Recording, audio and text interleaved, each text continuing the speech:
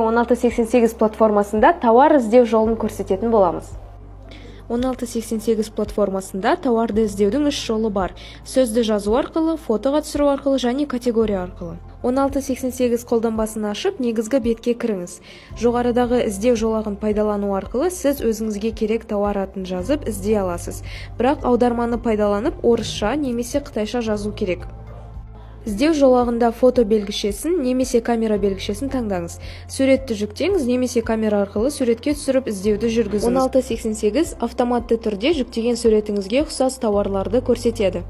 Егер нақты бір категориядағы өнімді іздегіңіз келсе, басты беттегі каталог 1688 бөліміне кіріп, өзіңізге қажетті санатты таңдаңыз. Мысалы, үй тауарлары, электроника немесе киім. Біз сізді 1688 платформасында тауар іздеу жолын сәтті түрде үйренгеніңізбен құттықтаймыз. Ал ақпарат пайдалы болса, достарыңызбен бөлісіп, лайк басуды ұмытпаңыз.